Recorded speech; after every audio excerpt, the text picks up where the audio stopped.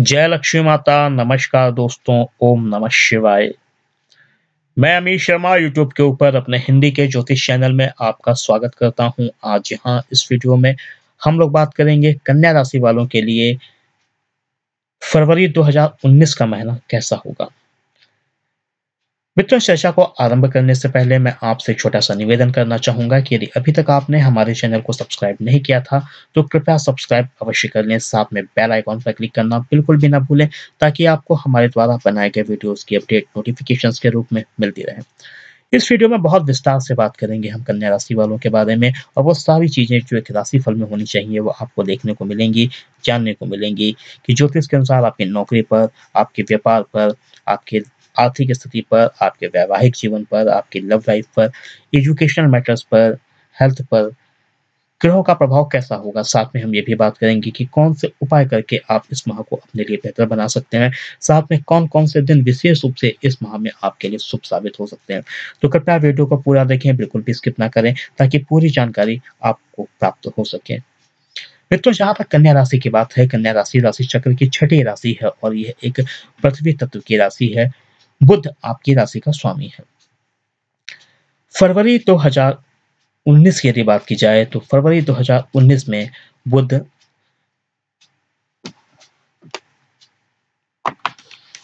3 राशियों में भ्रमण करेगा। पहले 7 तारीख तक वो मकर राशि में रहेगा, जो कि उसके मित्र शनि की राशि है और आपके पंचम भाव में आती है।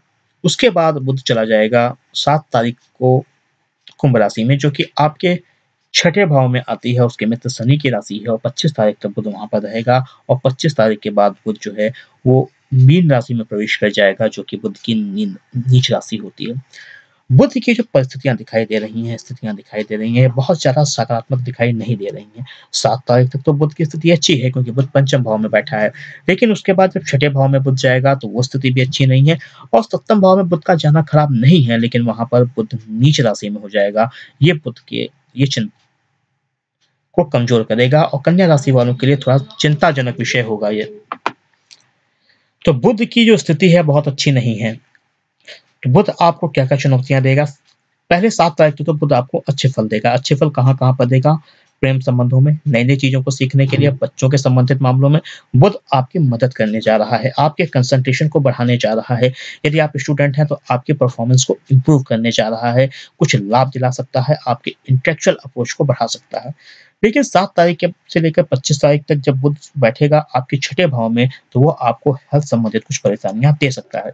बुध की वजह से जो हमें हेल्थ प्रॉब्लम्स होती हैं, वो स्किन की परेशानी होती है, पेट की परेशानी होती है। बुध की वजह से जो हमें परेशानियाँ होती हैं, वो गले की परेशानी हो सकती है, थायराइड जैसी परेशानियाँ हो सकती हैं। जिन लोगों को थायराइड की परेशानी है, उन्हें विशेष रूप से केयरफुल रहने की आवश्यकता रहेगी।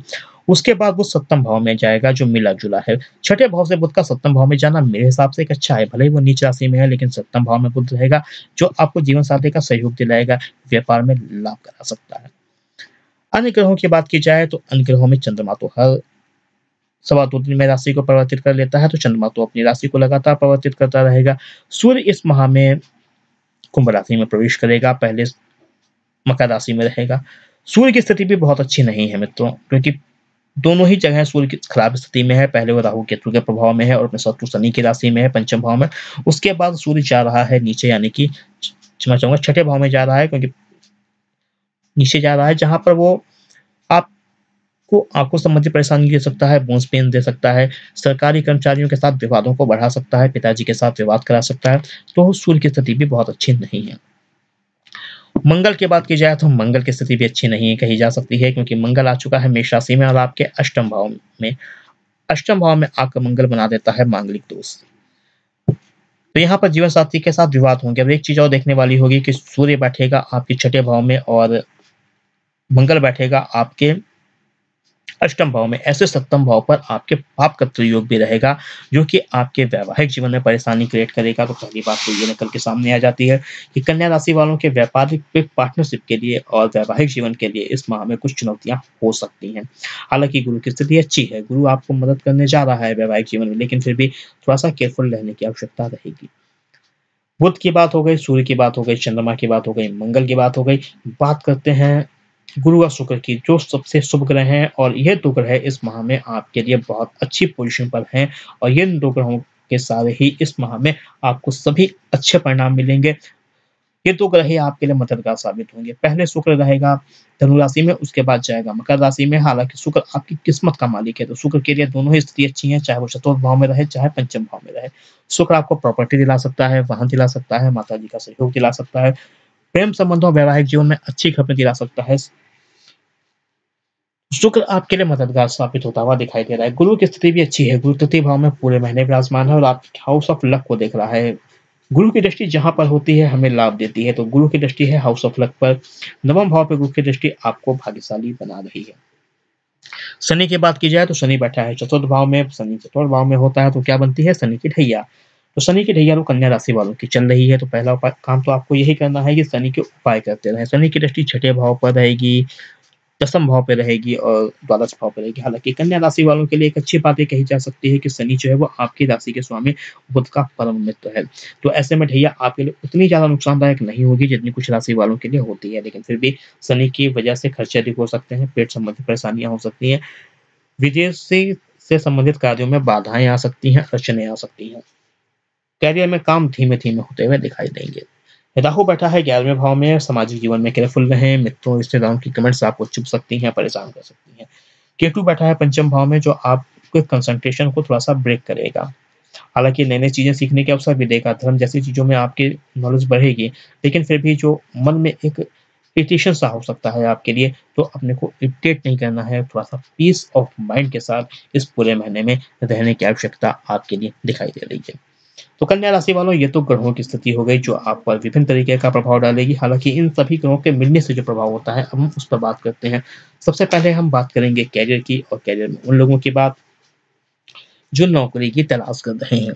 कन्या राशि वालों के लिए बात की जाए तो कन्या राशि वालों के लिए बुध एक ऐसा ग्रह है जो बहुत महत्वपूर्ण होता है आपके लिए, क्योंकि बुध ना केवल आपकी राशि का स्वामी है, साथ में दसम भाव का स्वामी होकर आपके करियर का मालिक ग्रह भी है। बुध की स्थिति की बात की जाए तो बुध आपको जॉब दिलाने में समर्थ है इस माह में। ऐसा नहीं है कि बुध की स्थिति इतनी ज़्यादा खराब हो गई है कि वो आपको जॉब ना दिला सके। ख़ास करके छठा भाव जो होता है वो नौकरी का होता है। वहाँ पर बुध भले ही आपको कुछ हेल्थ प्रॉब्लम्स दे रहा है, लेकिन नौकरी संबंधित मामलों में बुध आपकी मदद भी कर रहा है। तो यदि आप कन्या राशि के जातक हैं, तो आपको निराश होने की आवश्यकता नहीं है।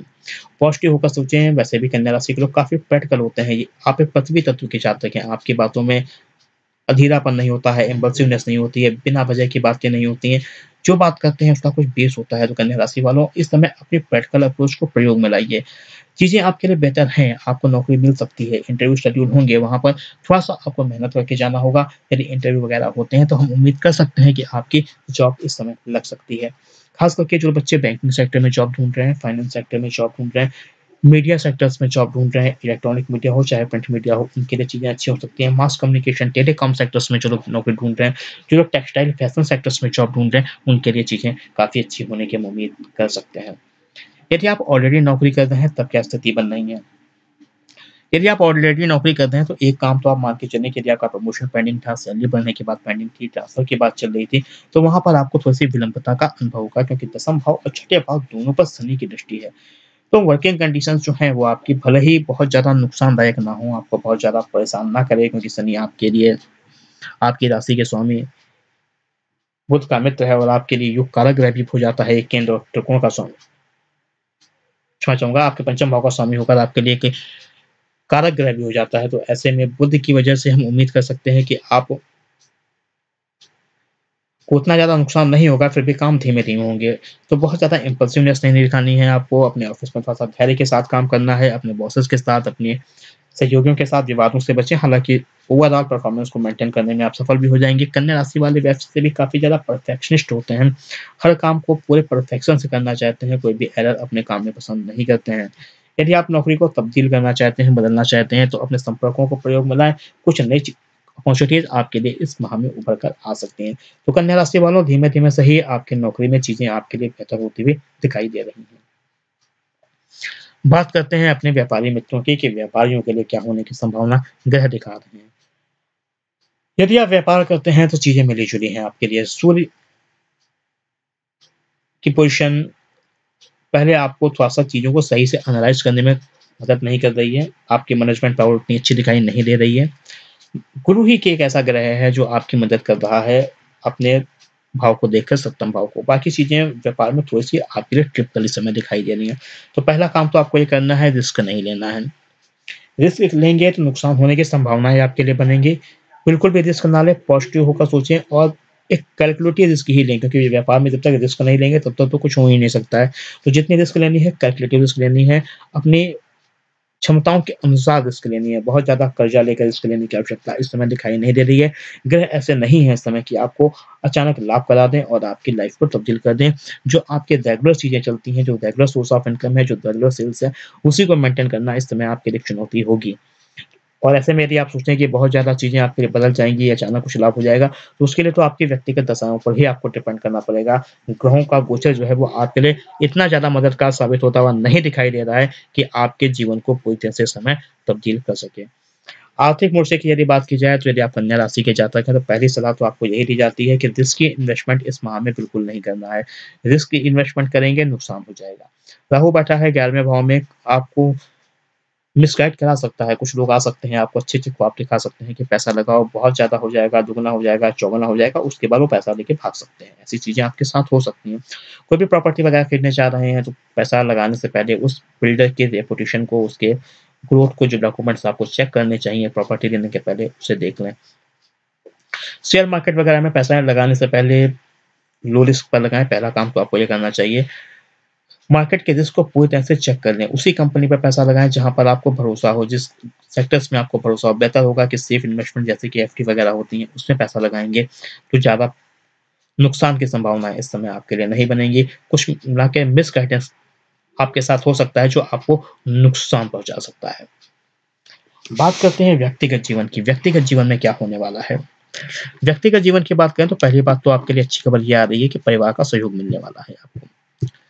तृतीय भाव का स्वामी शुक्र ठीक-ठाक स्थिति में है, जो आपको परिवार का सहयोग दिला देगा। भाई-बहनों के साथ संबंध मधुर हो जाएँगे, गुरु की स्थिति अच्छी है। सप्तम भाव पर गुरु की पूर्ण दृष्टि है और गुरु सप्तम भाव का स्वामी है। ऐसे में क्या होने की संभावना है? यदि आप अनमैरिड हैं, तो आपके मैरिज के लिए अच्छे प्रपोज़ल्स आ सकते हैं। यदि आप अविवाहित हैं, अपने लिए जीवन साथी की तलाश करते हैं, तो आपकी को निराश होने की आवश्यकता नहीं है, वो तलाश इस समय आपके लिए पूरी हो सकती है। लेकिन चिंता की बात ये है कि मंगल की पोज़ीशन जो है बहुत अच्छी नहीं है। ऐसे में क्या होगा, यदि आप ऑलरेडी मैरिड हैं तो आपके लिए कुछ परेशानियाँ आ सकती हैं। जीवनसाथी के साथ विवाद हो सकते हैं, जीवनसाथी की हेल्थ, जीवनसाथी का व्यवहार, जीवनसाथी के परिवार के लोगों का व्यवहार आपको थोड़ा-सा मानसिक तनाव दे सकता है। ऐसे में अपने मन को शांत रखें, अपने जीवनसाथी के साथ, अपने इन-लॉज़ के साथ व्यर्थ के वाद-विवादों से बचें, ताकि आपका वैवाहिक जीवन ठीक-ठाक स्थिति में रह सके। प्रेम संबंधों में कुछ चुनौतियाँ रहेंगी, खास करके सूर्य और राहु केतु का प्रभाव आपके हाउस ऑफ लव पर है। ये ब्रेकअप तक की स्थितियाँ ला सकता है, खास करके 16 तारीख तक तो आपको बहुत ज़्यादा केयरफुल में रहना होगा। अपने पार्टनर्स की फीलिंग्स की केयर करें, पार्टनर्स के साथ किसी किसी भी तरह का विवाद करना आपको प्रेम संबंधों में नुकसान पहुँचा सकता है इस समय।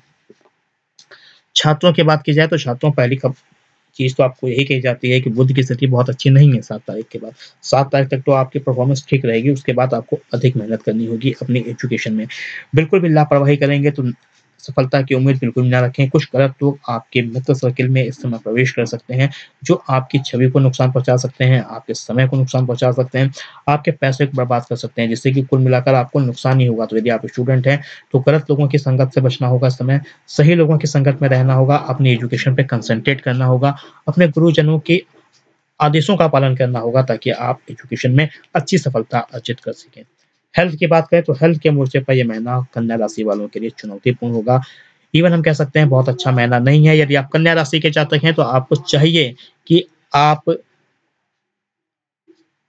अपनी हेल्थ में विशेष रूप से केयरफुल रहें, खास करके आँखों संबंधित परेशानी, बूँद संबंधित परेशानी, स्किन संबंधित परेशानी, पेट संबंधित परेशानी आपके साथ हो सकती हैं, आलस्य में बढ़ोतरी हो सकती है। तो यहाँ पर आपको सावधान रहने की आवश्यकता कन्या राशि वालों को दी जाती है। आइए अब देखते हैं कि इस माह में कौन-कौन से दिन विशेष रूप से शुभ साबित हो सकते हैं आपके लिए। यदि इस माह की बात की जाए तो इस माह में 2 तारीख आपके लिए शुभ नज़र आ रही है, उसके बाद आपके लिए 6 तारीख शुभ नज़र आ रही है। इस माह में सबसे ज़्यादा शुभ तारीखें जो आपके लिए मुझे नज़र आ रही हैं, वो 12 तारीख नज़र आ रही है, जिसमें आपके कुछ काम बन सकते हैं। उसके अलावा आपके लिए 14 तारीख भी अच्छी नज़र आ रही है। 17 तारीख आपके लिए अच्छी नज़र आ रही है। उसके बाद आपके लिए 30 तारीख, 21 तारीख शुभ नज़र आ रही हैं और फिर आपके लिए 28 तारीख शुभ नज़र आ रही है। इन तारीखों में हम आपके लिए किसी अच्छी खबर के आने की उम्मीद कर सकते हैं। ये खबर आपके व्यक्तिगत जीवन को लेकर हो सकती है, व्यावसायिक जीवन को लेकर हो सकती है। ये तारीखें नए रिश्तों पे बात करने के लिए शुभ साबित हो सकती हैं। ये तारीखें एग्ज़ाम, इंटरव्यू के लिए शुभ साबित हो सकती हैं। ये तारीखें शुभ साबित हो सकती हैं आपकी बिज़नेस मीटिंग्स के लिए। तो इन तारीखों को आप नोट कर लें और ध्यान रखें, यदि कोई इम्पोर्टेंट डिसीजन लेना है तो इन तारीख पर आप ले सकते हैं। तो मित्रों, कन्या राशि के यदि राशिफल की बात की जाए, ग्रहों की स्थिति की बात की जाए, तो वर्तमान समय में वो आपके लिए मिली-जुली दिखाई दे रही है। कुछ चुनौतियाँ, कुछ परेशानियाँ आपके लिए आएँगी, हालाँकि आपके पास पर्याप्त साहस भी होगा कि उन चुनौतियों को, उन परेशानियों को आप कैसे फेस करें। अब बात करते हैं कौन से उपाय करके कन्या राशि वाले फरवरी 2019 को अपने लिए बेहतर बना सकते हैं। पहला उपाय तो आप बुध का करें, क्योंकि बुध की स्थिति बहुत अच्छी नहीं है। बुध के उपाय में आप क्या कर सकते हैं? बुध के उपाय में पहला काम तो आपको करना है, बुध के मंत्रों का जाप कर सकते हैं, जो सबसे अच्छा है, जैसे कि ओम बुद्धाय नमः छोटा-सा मंत्र है, जितने ज़्यादा जाप करेंगे उतना अच्छा है। बुध के दूसरे मंत्र ओम ब्राम ब्रीम बूम सा बुद्धाय नमः मंत्र का भी आप जाप कर सकते हैं, जो कि बुध का बीज मंत्र कहा जा सकता है। भगवान विष्णु या भगवान गणेश की आराधना करने से भी बुध के दुष्प्रभाव शांत होते हैं, ऐसा माना जाता है। जानवरों को बुधवार के दिन हरा चारा खिला सकते हैं। उसके अलावा शुक्र के उपाय करें, क्योंकि शुक्र आपकी किस्मत का मालिक है। शुक्र जितना मजबूत होगा, शुक्र जितना स्ट्रांग होगा आपका, शुक्र के जितना उपाय करेंगे, जीवन में उतने ज़्यादा सफल और सुखी आप होंगे। शुक्र के उपाय में शुक्र के मंत्र ओम शुक्राय नमः का जाप कर सकते हैं। माता महालक्ष्मी की आराधना कर सकते हैं आप। कनकधारा स्तोत्रों का पाठ कर सकते हैं। शुक्र के उपाय में गरीब बच्ची को वस्त्रों का दान दे सकते हैं। महिलाओं के प्रति सम्मान की भावना रखें। ये छोटे-छोटे उपाय करके शुक्र को मजबूत बना सकते हैं। उसके अलावा आपकी शनि की ढैया भी चल रही है, तो शनि के उपाय करते रहें। शनिवार के दिन शनिदेव के मंदिर जाकर उनकी आराधना करें। शनि के मंत्रों का, चालीसा का, स्तुति का जाप करें। नहीं कर सकते हैं तो कम से कम सुनें अवश्य। ऐसा करने से शनि की कृपा आपको प्राप्त होगी और आपके जो धीमे-धीमे काम हो रहे हैं, कामों में जो बाधाएँ आ रही हैं, वो आपके लिए नहीं आएँगी। तो मित्रों, मुझे उम्मीद है ये सारी चीज़ें आपको पसंद आई होंगी। जो हमने आपको चीज़ें बताई हैं वो आप पे घटेंगी। लेकिन जो ज्योतिष होता है उसके अनुसार हमें जो फल प्राप्त होते हैं वो 2 चीज़ों पर डिपेंड करते हैं। पहला होता है हमारी व्यक्तिगत कुंडली पर आधारित व्यक्तिगत दशाएँ, और दूसरा होता है ग्रहों का गोचर। जो भी राशिफल होते हैं सब ग्रहों के गोचर पर डिपेंड करते हैं। ग्रहों का गोचर होता है कि वर्तमान समय में ग्रहों की स्थिति क्या है। जैसे कि इस समय हमने बताया कि बुध की स्थिति कहाँ पे रहेगी, बुध 3 राशियों पे रहेगा। ये बुध का गोचर हो गया। लेकिन हो सकता है आपके जन्म के समय बुध की स्थिति कुछ और हो। तो जो हमारा जन्म होता है उस समय जो ग्रहों की स्थिति के आधार पर हमारा चार्ट बनता है, हमारी कुंडली बनती है, और जो हमारे जन्म के समय नक्षत्र होता है उसके आधार पर हमारी दशाएँ कैलकुलेट की जाती हैं, वो बहुत इम्पोर्टेंट होती हैं। तो जीवन में यदि आप किसी भी तरह की परेशानी फेस कर रहे हैं, चाहे वो करियर को लेकर हो, चाहे वो व्यापार को लेकर हो, मैरिज को लेकर हो, फाइनेंस को लेकर हो, हेल्थ को लेकर हो, तो आपको चाहिए अपनी व्यक्तिगत दशाओं की विवेचना किसी अच्छे ज्योतिषी से करा लें और उन दशाओं से संबंधित उपाय करें। उससे आपके जीवन में बहुत ज़्यादा इम्प्रूवमेंट आएगा। मित्रों, यदि ये वीडियो आपको पसंद आया है तो इस पर लाइक तो बनता ही है मित्रों। धन्यवाद। जय लक्ष्मी माता। ओम नमः शिवाय।